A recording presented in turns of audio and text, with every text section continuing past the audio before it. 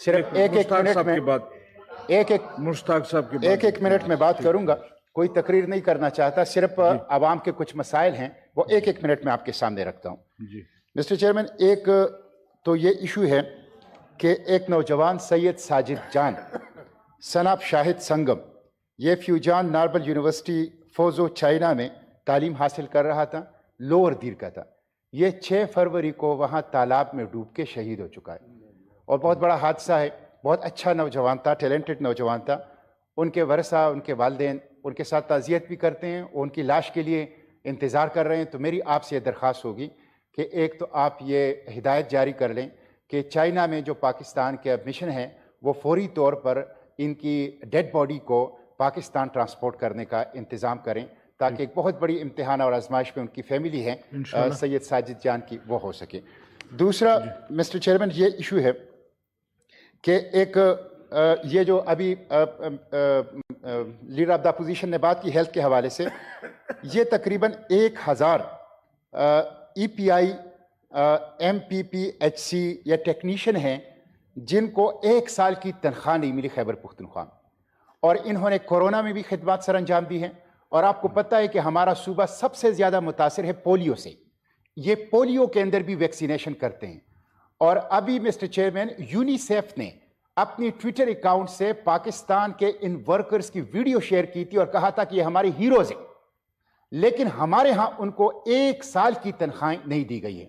میری آپ سے یہ درخواست ہے کہ آپ اس پہ چیف سیکریٹری سے رپورٹ بھی لیں کہ یہ جو ای پی آئی ٹیکنیشین ہیں جن کو کورونا اور پولیو کے لیے بھرتی کیا گیا تھا, ان کو 1 سال کی تنخواہیں کیوں نہیں ملی, ان کو ادائیگی کی جائے اور اس کو جو پروونشل کوآرڈینیشن کمیٹی ہے سینٹ کی اس میں بھی بھیجا جائے.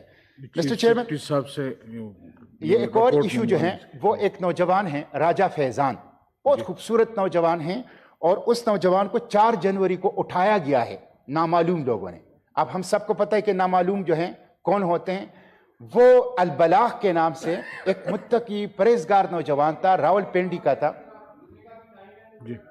2 منٹ ہو گئے کرمانی صاحب, صرف 2 منٹ ہو گئے. جی 12 منٹ نہیں ہوں گے, اس سے پہلے تقریباً 13 منٹ کی تقریر, میں صرف 2 منٹ میرے ہو گئے ہیں, مجھے آپ 5 منٹ میں سمیٹوں گا, جب 5 منٹ بعد بیٹھوں گا. بات پوری کریں. راجہ فیضان کو ان کو اٹھایا گیا ہے, آپ ڈی آئی جی راول پنڈی سے اور آئی جی جو پنجاب ہیں ان سے رپورٹ لیں کہ راجہ فیضان جو البلاغ کے نام سے سوشل میڈیا پلیٹ فارم چلاتا تھا اور جس کو اٹھایا گیا ہے اس کو بازیاب کرایا جائے, اس کی رپورٹ لی جائے.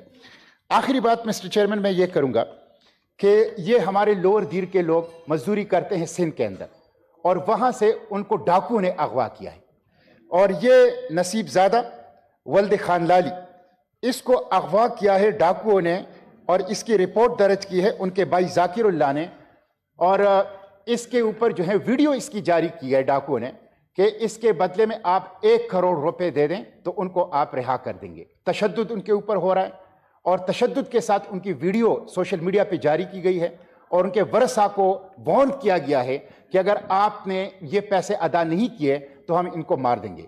تو یہ بڑی عجیب صورتحال ہے کہ ہمارے ملک میں غریب لوگوں کے لیے نہ کوئی سیکیورٹی ہے اور نہ کوئی انصاف ہے.